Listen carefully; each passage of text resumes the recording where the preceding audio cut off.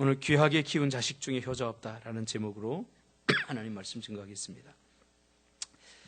하나님은 당신의 백성들이 온실에서 자란 화초처럼 나약하고 빈약한 성도가 되는 것을 결코 기뻐하지 않습니다.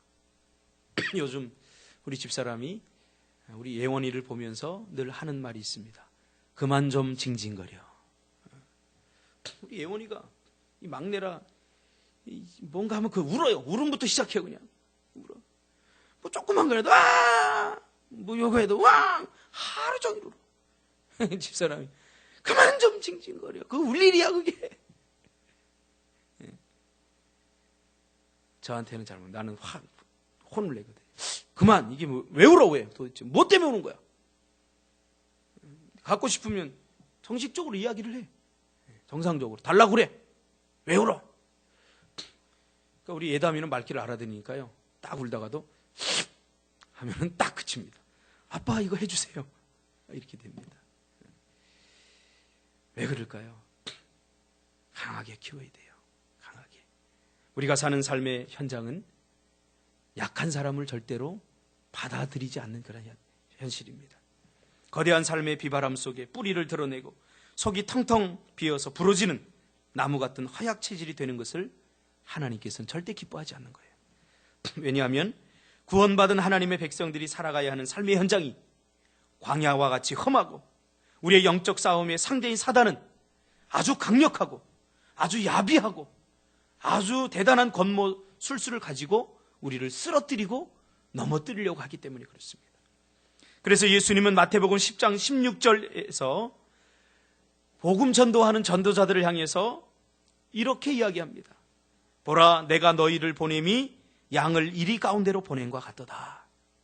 그러므로 너희는 뱀같이 지혜롭고 비둘기같이 순결하라고 말씀하시면서 사람들이 너희를 공회에 넘겨주겠고 또 너희가 내 이름으로 말미암아 모든 사람에게 미움을 받을 것이나 끝까지 견디는 자는 구원을 얻으리라.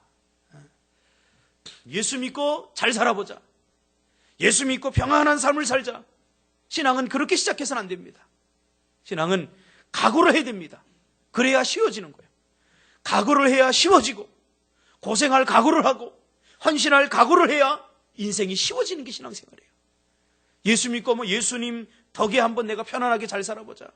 예수님 덕에 내가 한번 멋지게 살아보자. 그렇게 시작하면 반드시 신앙은 약해지게 돼 있어요. 그러니까 한번 내가 예수님을 위해 내가 정말 최선을 다해보자. 내가 고생할 각오를 한번 해보자.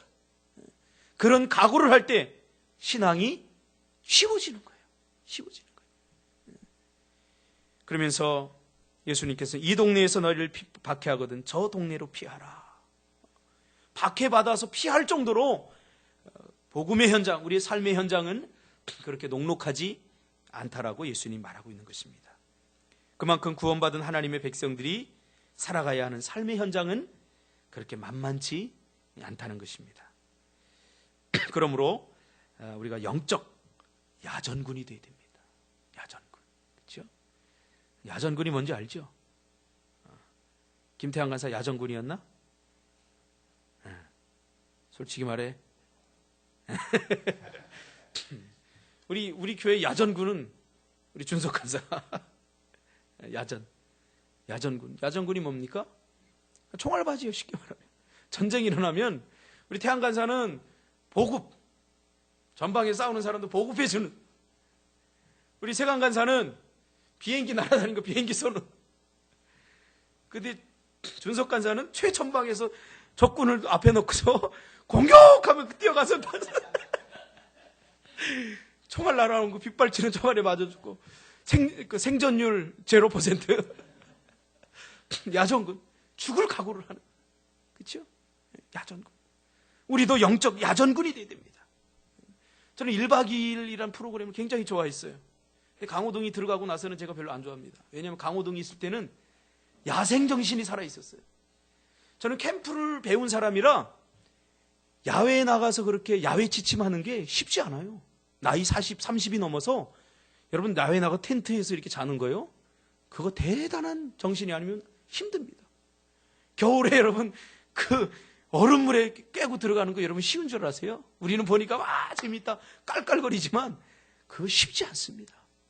근데 그들은 기꺼이 야생 정신을 발휘해서 바다로 뛰어들기도 하고 얼음물을 깨고 들어가기도 하고 그 텐트에 그 침낭 하나 덮고 추운 겨울에 영하 막 30도 40도 체감온도 되는 데서 잔다는 거죠. 그래서 1박 2일 하는 사람들이 잘 되잖아요. 왜 그런 줄 아세요? 이건 뭐 논문에서 발표하진 않았지만 제가 분석하기에는 야생정신 때문에 그래요. 1박 2일에서 그들이 야생정신, 생존정신을 갖고 어떤 프로그램에 들어가도 다 잘할 수밖에 없는 거예요. 이수근 보세요. 이수근인데 가만보면 레크레이션 강사하면 딱 맞아요. 그런데 그가 얼마나 많은 곳에서 부름을 받고 쓰임받습니까? 영적 야생정신이 필요합니다. 그래서 하나님은 우리가 지혜로울 뿐만 아니라 아주 강력한 하나님의 군대가 되기를 원하십니다. 그러면 영적 강군이 되려면 어떻게 돼야 됩니까? 강하게 훈련받아야 됩니다. 강하게 훈련받아야 돼요. 지금 로마 교회가 무엇 때문에 문제가 생겼습니까? 신앙의 허약체질, 영적 허약체질. 영적인 운동을 쉬어버리니까 그들의 믿음의 체질이, 신앙의 체질이 약화되면서 거짓 선지자들이 도전해 오니까 쉽게 무너져 버린 거예요. 쉽게 무너져. 오늘 이 현실을 보면서 왜 이단이 득세합니까?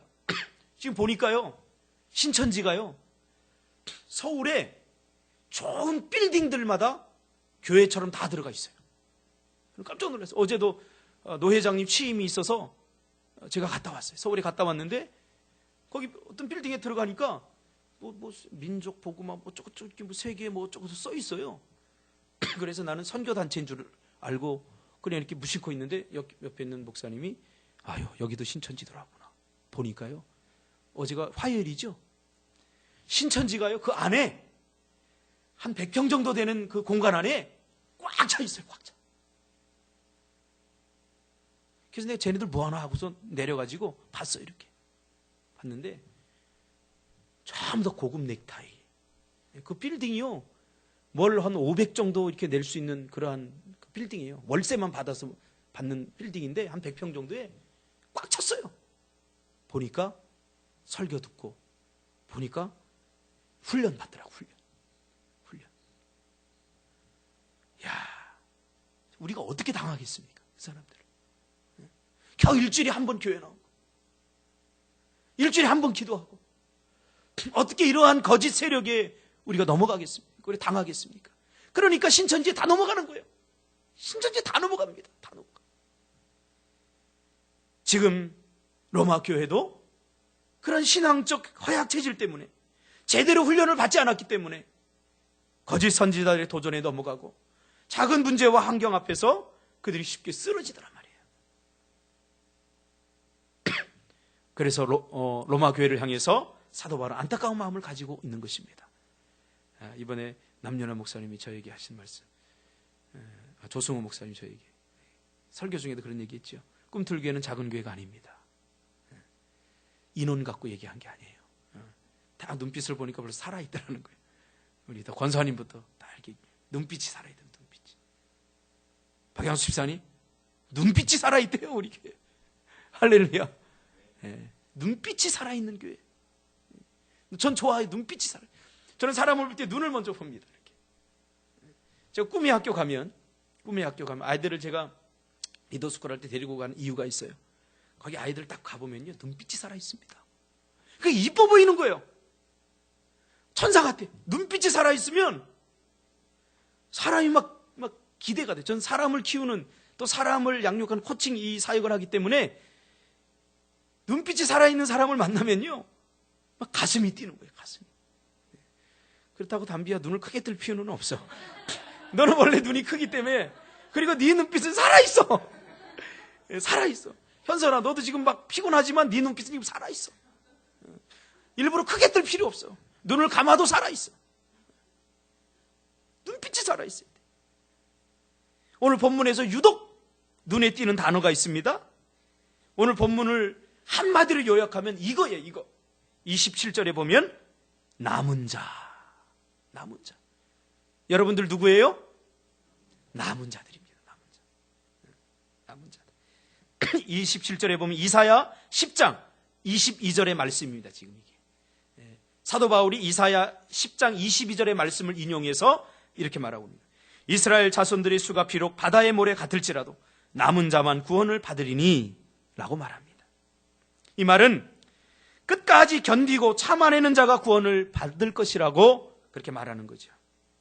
하나님께서 구원하신 하나님의 백성들은 끝까지 견디어내요.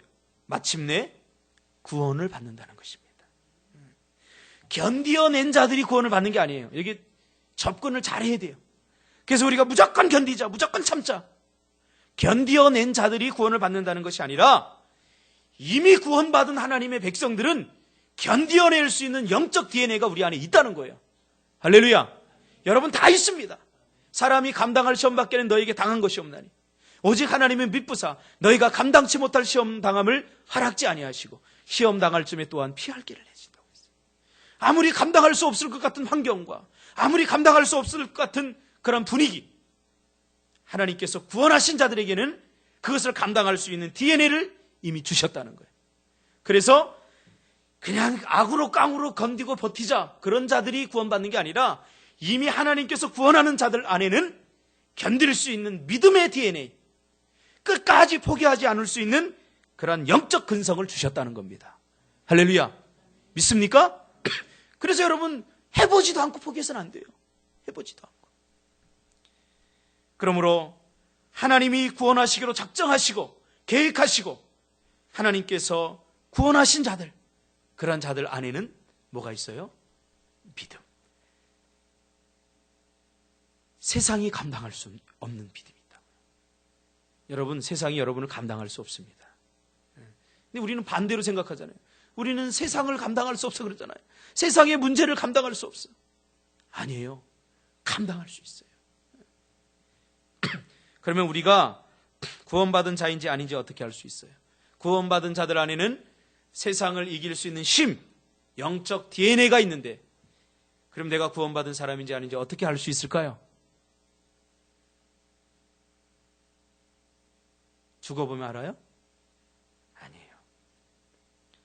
광야 같은 우리 삶 속에서 수많은 도전과 문제 속에서 내가 포기하지 않는다면 내 안에는 영적 DNA가 있는 거예요. 나는 구원받은 백성이라는 거예요. 아무리 어렵고 힘들어도 세상과 타협하지 않고 아무리 힘들어도 하나님의 말씀으로 살려고 발버둥치는 여러분들이 바로 남은 자라는 거예요. 할렐루야. 왜 자신이 없어요? 이 남은 자예요. 하나님께서는, 예수님께서는 마지막 세대의 믿음을 내가 찾아보겠느냐, 믿는 자들을 보겠느냐, 그렇게 한탄하십니다. 무슨 말입니까? 사단이 강력하게 도전하고 점점 예수 믿기 힘들고 제대로 신앙생활하기 어려운 그러한 세상이 오고 있지 않습니까? 그렇죠? 그래서 오늘날만 보더라도 제대로 정말 신앙생활하는 사람 찾아보기가 힘들어요. 미국의 그 조사한 바에 보니까 80%, 미국 성도들의 80%가 예수님을 믿는다는 거예요. 예수님. 그 중에 50%가 주일날 교회 나간다는 거예요. 주일날. 그 중에 헌신하는 자가 1%도 안 돼요. 1%도. 하나님께서 우리를 부르신 것은 하나님의 일을 하라고, 사역하라고 부르셨어요. 사단은 강력하게 점점 하나님의 백성들을 신앙생활하기 힘들고 어렵게, 사회를 구조적으로 여유 없게 만들고, 그걸 많은 상황들을 속에서 또 다양한 문화를 통해서 우리에게 도전하고 있습니다. 그것을 보면서 하나님은 회의적으로 말하죠. 마지막 시대에 믿는 자들을 내가 보겠느냐. 이 하나님의 한탄을 바꾸는 교회가 됩시다, 우리. 할렐루야. 마지막 시대의 꿈틀교회는 모든 사람들이 다 믿음이 충만한 사람들이다. 믿는 사람들을 찾으려면 꿈틀교회로 가라. 할렐루야. 이미 우리 노예 목사님들이 그렇게 이야기하고 있어요. 아니 저렇게 작은 교회가, 규모가 작은 교회, 청년들이 왜 이렇게 많아? 그래서 제가 그랬어요. 우리 교회에 오려면 어른들은요, 아무 어른이나 받지 않습니다. 우리 교회에 오려면 적어도 청소년, 청년들에 대한 비전과 꿈이 있고 그들을 밀어줄 수 있는, 기도로 서포트해주고 물질로 서포트해주고 그들을 키울 수 있는 그러한 세대가, 어른 세대가 오게 해달라고 저희가 기도하고 있습니다. 여러분도 그렇게 기도하시기 바랍니다. 사명이 같아야 돼요. 그냥 여기 와서 쉽게 편하게 앉아서 신앙생활하고 대충대충 하려고 하는 사람들이 아니라 정말로 다음 세대를, 믿음의 세대, 우리 권사님 새벽에 기도할 때 제가 은혜 받습니다. 하나님 다음 세대가 여호수아 세대가 되게 해달라고 기도하는데 어쩌면 제가 기도하는 것과 똑같아요. 믿음의 세대. 우리가 기꺼이 다음 세대를 위해서 어깨를 내어줄 수 있는 세대. 너희들도 마찬가지야. 너희들이 목사님 나이가 되면 다음 세대를 위해서 너희들 어깨를 내주시기 바랍니다. 할렐루야. 기꺼이 내 어깨를 딛고 올라서게 할 수 있는. 지금은 우리 어른들 어깨를 밟고 올라서시기 바랍니다. 그래서 김효진 집사님 어깨도 가끔 밟으세요. 막 밟고 안 대주려고는 막 누르고 두세 명 자꾸 밟고 올라서세요. 우리 기꺼이 징검다리가 되어드리는. 그리고 우리를 보면서 여러분은 또 여러분 다음 세대에게 보세요. 여러분들도 자녀 나올 거 아니야. 그럼 그것도 자녀 세대에게 또 기꺼이 내어줄 수 있는. 이 남은 자란 바로 그런 뜻입니다. 남은 자. 이 남은 자란 구약의 아주 중요한 흐름입니다. 우리 집사람이 좋아하는 단어 중에 그릇터기가 있어요. 그릇터기. 이게 남은 자예요. 남은 자. 그릇터기가 뭐죠? 그릇터기가 나무예요? 그렇지. 나무나 곡식단, 풀 이런 것 뱀니다. 딱 베면 어디를까지 베냐면 땅과 지면에 한 2, 3cm 정도. 권사님 잘하시는, 잘 배워보셨네. 농사 좀 지어보셨네, 과거에? 많이 봤어요. 한 요 정도 남아요. 그래서 땅과 지면과 구분이 거의 안 되고 약간 이렇게 나와 있어요. 그러면 우리가 보기에는 그 죽은 나무죠. 저거 죽겠구나. 저 죽어요. 근데 다음 연도에 보면 거기서 싹이 나요. 가지가 이렇게 돋아나요. 2년째 되면 이게 막 자라날 거예요. 남은 자 사상은 구약 시대마다 등장하는 아주 중요한 사상입니다. 그렇죠? 지금 이스라엘의 그 역사 속에서 항상 예수 믿는 사람들이 고난당했어요. 선지자들이 왕들에게 잡혀 도망다니고 아합 왕에게 엘리야가 도망가고 예수 믿는 사람들이 박해당하고 그러다 보니까 신앙생활 제대로 하는 사람이 없어요. 무서워서 다 종교적 타협을 하고 적당히 신앙생활하고 세상 문화에 세속주의에 빠져서 어쩔 수 없으니까 교회 나오고 신앙생활을 하면서 이제는 그리스도인다는 그리스도인이 찾아보기 힘들어졌단 말이에요. 그것을 보면서 아합 시대에 특별히 그것을 보면서 안타까워하던 선지자가 있죠. 누구죠? 앞에 엘로 시작되는 엘. 2명밖에 더 있겠어요? 예?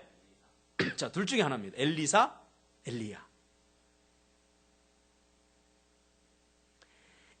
엘리야, 엘리사. 누굴까요? 엘리야. 물론 엘리사 시대도 똑같아요. 그러나 엘리야 시대와 똑같은 시대이기 때문에 우리가 엘리야라고 말합니다. 엘리야 시대 때 성경은 그 정황을 어떻게 표현하냐면 단에서 부엘세바까지, 성경 지도를 보면 이스라엘 끝에서 끝에까지예요. 단에서 부엘세바까지 이스라엘 백성 전체가 우상의 제단 앞에 엎드려졌다라고 말합니다. 그 남은 자가 없어요. 전부 다 우상의 도전에, 세속주의의 도전에, 다 이방 문화의 도전에 다 쓰러지고 넘어지고 타협하고, 그리고 가만히 주위를 돌아보니까 남은 자가 엘리야 혼자야. 얼마나 외롭겠습니까? 얼마나 고독하겠어요. 하나님을 섬기는 자가 제대로 성경적으로 말씀대로 하나님을 이방과 타협하지 아니하고 우상과 타협하지 아니하고 섬기는 자가 자기 혼자라고 생각하니까 얼마나 고독하고 외롭겠어요. 내가 우리 청년들을, 꿈이 있는 교회 청년들과 자꾸 만나게 하려고 하는 이유가 뭔지 아세요? 가끔 너희들 그렇게 생각할 거야. 야, 우리처럼 헌신한 사람이 이 세상에 있을까? 시대에? 나는 엘리야와 같은 심정으로 너희들을 데리고 가는 거예요. 너희들보다 더 헌신하는 사람들이, 하나님께서 바알과 아세라에게 무릎 꿇지 않은 7,000명을 남겨놨듯이 그런 자들이 있다는 거예요. 할렐루야. 그래서 자꾸 교류해주고 싶어요. 우린 결코 혼자. 오늘날 이 마지막 시대에 개척교회가 안 된다고 합니다. 그러나 저는 기도하고 있어요. 하나님, 우리 교회가 이 룰을 깨게 해주십시오. 할렐루야. 할렐루야. 이찬수 목사님 같은 경우는 사랑의 교회에 있다가 개척을 했어요. 그런 교회는 예외입니다. 그러니까 사랑의 교회에서 분당에 있는 사람들 다 떼줬어요.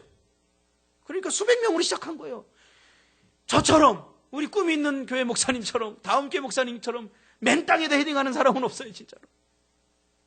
큰 교회 부교육자로 있다가 큰 교회에서 이제 그쪽 지역은 이렇게 띄워줘요. 그러니까 보통 한 100명 정도 이렇게 시작하니까 개척교회는 아닙니다. 그러니까 우리는 진짜 맨 땅에 헤딩하지 않았습니까? 박영수 집사님 저 알았어요? 몰랐죠? 그 하나님이 보내주신 남은 자가 된 거예요. 할렐루야. 권사님 저 몰랐죠? 몰랐어요. 저는 하나님께서 당신의 교회를 세우시기 위해서 다 베어진 것 같은 이 세상 속에서 그루터기로 여러분들을 우리 교회에 보내주셨다는 사실입니다.